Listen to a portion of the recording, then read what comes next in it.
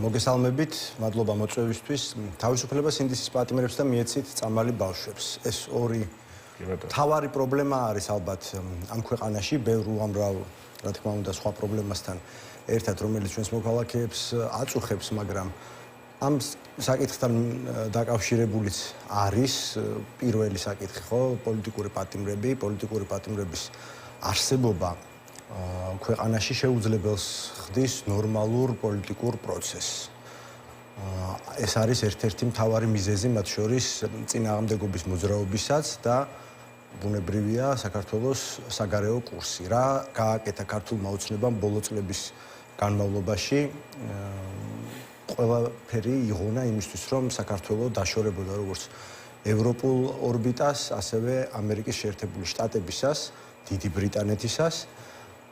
და გვახსოვს ის ცრუ დაპირებები მოლოდინს რომ ქმნიდნენ უпростоრად თითქოს აი 20 იანვარს დაველოდოთ ინაუგურაციის დღეს, მერე იქ მარტში გადაწიეს და გავიდა უკვე წელიწად ნახევარი ტრამპის ადმინისტრაცია არის ახლა ამერიკის შეერთებულ შტატებში, თუმცა ამერიკის შეერთებული შტატების მიდგომა საქართველოსთან მიმართებაში უცვლელია. ეს ქვეყანა არის ჩვენი სახელმწიფოს და სახელმწიფოებრიობის მხარდამჭერი და ქართველი ხალხის მხარდამჭერი. თქვენი შეხვედრაზე მოგახსოვთ. იყო საუბარი იმის შესახებ, რომ აი თქვათ ბოიკოტი არ არის, ასე ვთქვათ, აღარ არის აქტუალური, ან შეცდომა იყო ეს ბოიკოტი. მომავალ არჩევნებში აუცილებლად უნდა მიიღოს ოპოზიციამ მონაწილეობა. რა პირობებით შეიძლება მიიღოს ოპოზიციამ მონაწილეობა ამ არჩევნებში? მიუხედავად იმისა, შეიცვლება რამე თუ არა უნდა მიიღოს. ანუ როგორ არის ამ შემთხვევაში ეს დამოკიდებულება? მოგახსენებთ, აქ არაფერი არ არის დასამალი. იყო ცხადი ამაზე საუბარიც და ჩვენმა ამერიკელმა პარტნიორებმა ძალიან მკაფიოდ დააფიქსირეს საკუთარი აზრი. ამერიკის შეერთებული შტატები არ არის ავტორიტარული სახელმწიფო, არ არის რუსეთი, რომ რაიმე დირექტივა მისცეს პოლიტიკურ ძალებს, ბუნებრივია. თუმცა მათ აქვთ თავიანთი შეფასება და ეს შეფასება არის ცალსახა. მათ თქვეს სიტყვასიტყვით, მე ვციტირებ და პასუხს ვაგებ ჩვენს სიტყვებზე. ამერიკის შეერთებული შტატები არის იმედგაცრუებული ბოიკოტის პოლიტიკით. ეს, რა თქმა უნდა, ეხება იმ 2025 წლის ადგილობრივი თვითმმართველობის პარლამენტის ბოიკოტს არ ეხებოდა. თუ იმასაც. მათ ზოგადად ბოიკოტის პოლიტიკით და აქ საუბარი იყო კონკრეტულად ადგილობრივი თვითმმართველობის არჩევნებზეც. იმიტომ რომ ჩვენი ამერიკელი პარტნიორების ხედვა არის ის, რომ ოპოზიციური პარტიები უნდა წარმოადგენდნენ ხალხს და წარმომადგენლობა შესაძლებელი არის იმ ერთადერთი მედიუმის მეშვეობით, რომელსაც ჰქვია არჩევნები. დემოკრატიის ერთადერთი ბერკეტი არის, მთავარი ბერკეტი არის არჩევნებში.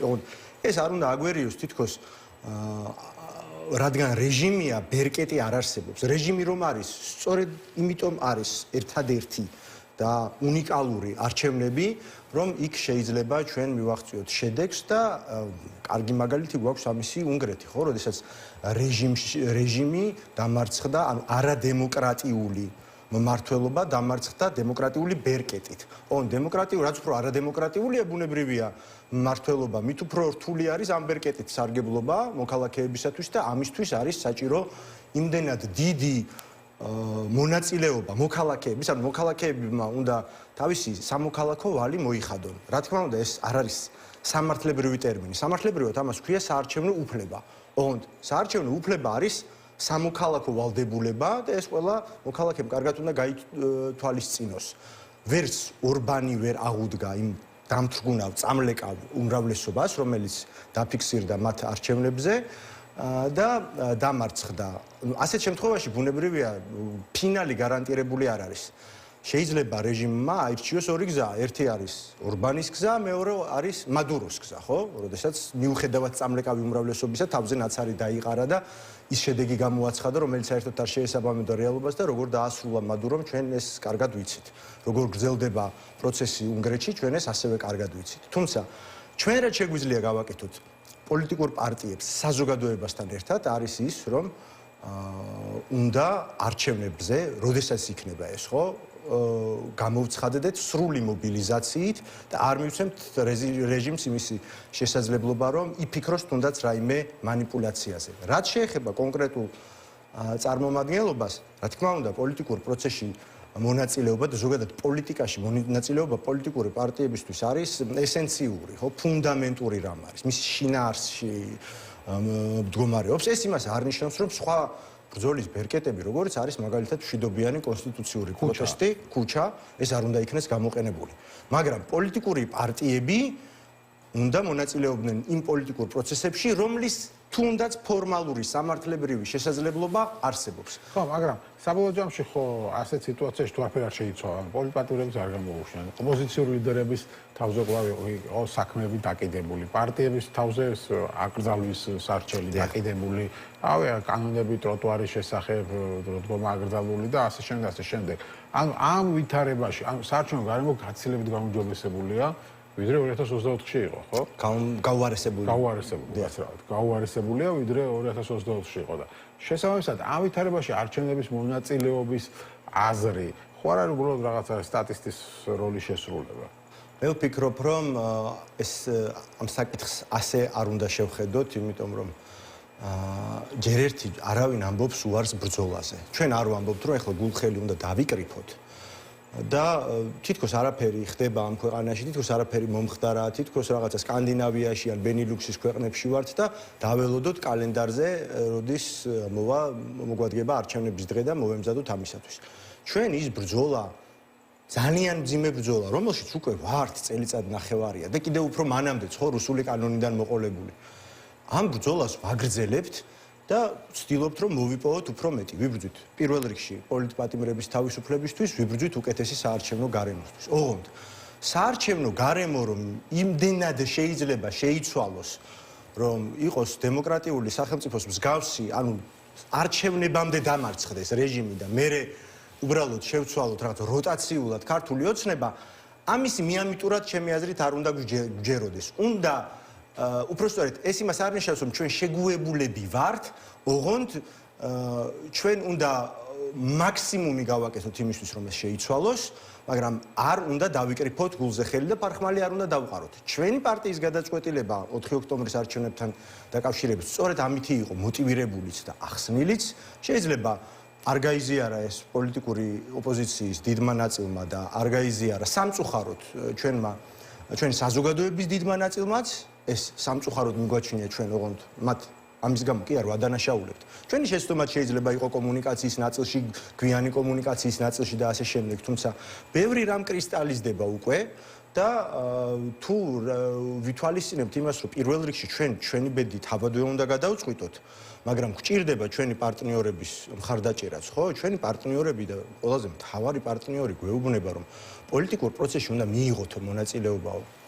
აი თითქოს ეხლა მე არ მინდა შევიდე ისევ იმ დისკუსიაში 4 ოქტომბრის არჩევნებთან დაკავშირებით ღირდა, არ ღირდა, ხო? ნუ გახსოვთ იქ რა არგუმენტები, ხო, ლეგიტიმაცია არ მივანიჭოთ. დავტოვოთ იზოლაციაში, არ მიცეთ ნორმალიზების შესაძლებლობა. ამავდროულად ეს ყველაფერი ვნახეთ, რომ ჯერ ერთი არ მომხდარა და დიახ, ჩვენ მივიღეთ გაბედული გადაწყვეტილება მაშინ, ხო? ლელომ ძლიერმა საქართველომ დაზიანდა გარკვეულწილად არამხოლოდ ჩვენი პარტია, იმიტომ რომ დაუმსახურებელ კრიტიკას ვიღებდით, მათ შორის კოლეგა ოპოზიციონერების მხრიდანაც, მაგრამ დაზიანდა ზოგადად პოლიტიკური პროცესი, დაზიანდა ნდობა არჩევნების მიმართ. ეს ყველაფერი აღსადგენი არის, ხო? ადრე თუ გვიან ეს არჩევნები ხო მოვა, ჩვენ გვინდა რომ ადრე მოვიყვანოთ, უკეთესი მოვიყვანოთ, მაგრამ 2028 წელს როგორც მინიმუმ ხო იქნება არჩევნები. და ამ არჩევნებისთვის მიმართ და ზოგადად არჩევნებით ხელისუფლების ცვლილების მიმართ თუ საზოგადოებას არ ექნება არც ნდობა, არც იმედი, თუ იქნება ნიშილიზმი და შიში, ჩვენ ძალიან გაგვიჭირდება იმ არაჩვეულებრივი მაგალითის გამეორება, რაც მოხდა უნგრეთში. შესაბამისად, ეს სამუშაოებს ადამიანი, ვისაც გაყვა ხალხი და დღევანდელი ოპოზიციის პრობლემა ისაა, რომ ასეთი ლიდერი არ ყავს ოპოზიციას. ანუ ეს კიდევ მოდი ცალკე საკითხი არის, მე არ მინდა რომ რაღაც პირდაპირ პარალელები გავავლოთ. აქ ხომ რაც უდავოა არის ის, რომ არჩევნების გზით ავტორიტარიზმში წამლეკავი უმრავლესობით შესაძლებელი იყო რეჟიმის დამარცხება. როგორ მოხდება ეს? 2012 წელს აბსოლუტურად მაგრამ იქაც იყო ძლიერი ლიდერი, 2012-ში იყო ძლიერი ლიდერი, როდესაც პლუს ფულიც ჰქონდა და შეეძლო სტრუქტურების აწყობა და ასე შემდეგ. გეთახმებით, ხო?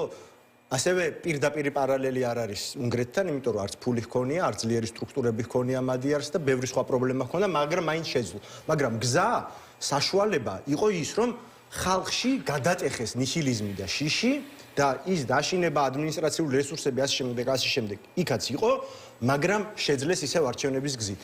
ჩვენთან ისევ რომ დაუბრუნდეთ გასულ წელს და ამაზე გვესაუბრებოდნენ ჩვენი ამერიკელი პარტნიორები, პირდაპირ თქვეს. აქ იმაზე კი არ არის საუბარი.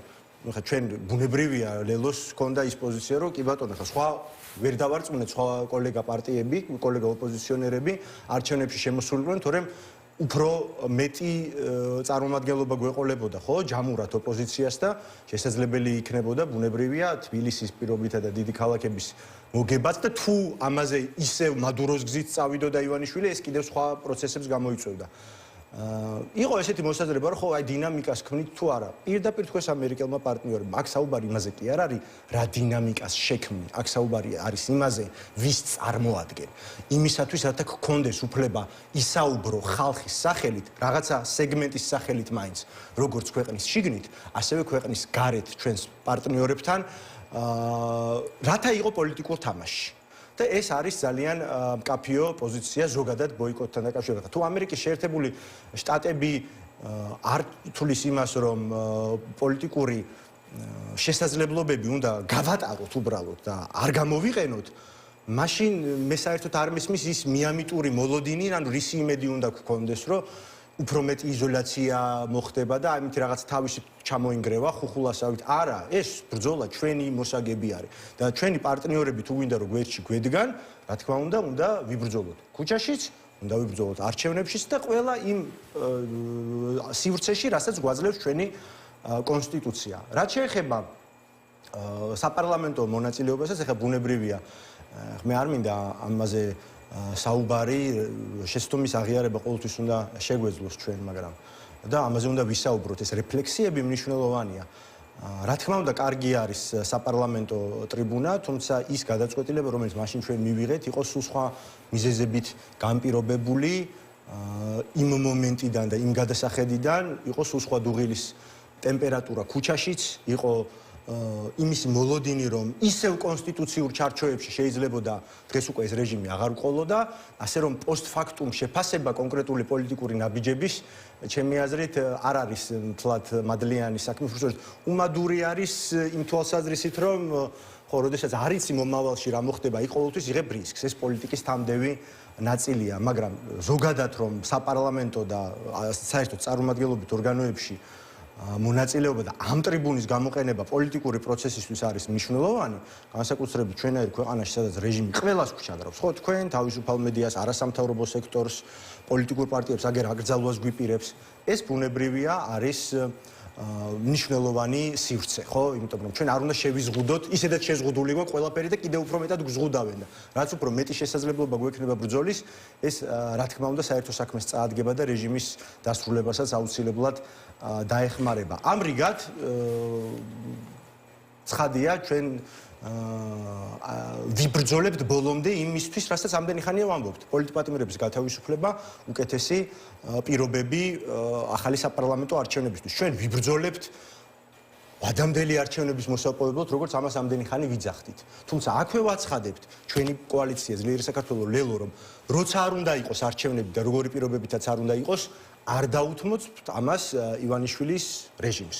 სხვა პოლიტიკურ ძალებს მე მგონი ამასთან დაკავშირებით უფრო მკაფიო პოზიცია აქვთ, შესამუშავებელი და დასაფიქსირებელიც, მაგრამ მე ვფიქრობ, რომ ყველა ხვდება იმას, რომ თუ ამაზე დროულად არ ვიმუშავეთ და თუ საზოგადოებისთვის არ დაგვრჩა დრო, რომ დავარწმუნოთ იმაში, რომ არჩევნებით ბრძოლას აქვს აზრი, თუნდაც იმისთვის, რომ წამლეკავი უმრავლესობით ჩვენ რეჟიმი დავამარცხოთ, რა თქმა უნდა, მე შეიძლება გვიანი იყოს.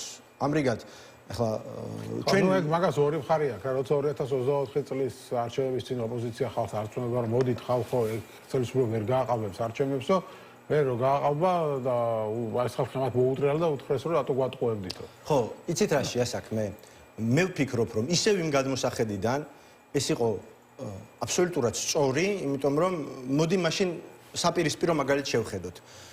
წარმოიდგინეთ თქვენ ვართ ისე 2024 წლის არჩევნების წინ და ჩვენ ვეუბნებით ჩვენს მოსახლეობას, რომ იცით რა, გაყალბების რისკი მაღალია და მოდი თავი შევიკავოთ არჩევნებზე მოსვლისგან. ეს სიტყვა ბოლო წინადადება რომც არ თქვა, დაფრთხებოდა საზოგადოება, არ მოვიდოდა. მაშინ ერთ არ უნდა მიიღო არჩევნებში მონაწილეობა და მეორე, თუ იღებ მონაწილეობას და საზოგადოების დიდი ნაწილი აღარ მოდის, მაშინ აღარც გაყალბება იქნებოდა და აღარც ის სტატუს კვო, რომელიც აქ დღეს ქართულ ოცნებას, ხო? და ესეთ მდგომარეობაში არ იქნებოდა, არალეგიტიმური ხელისუფლება არ იქნებოდა.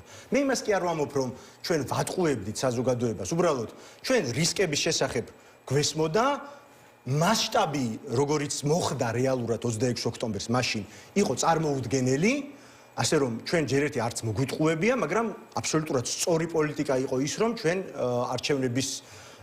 არჩევნებში მონაწილეობისკენ მოუწოდებდით საზოგადოებას და ახლაც ეს უნდა გავაკეთოთ, ეს უნდა გავაგრძელოთ.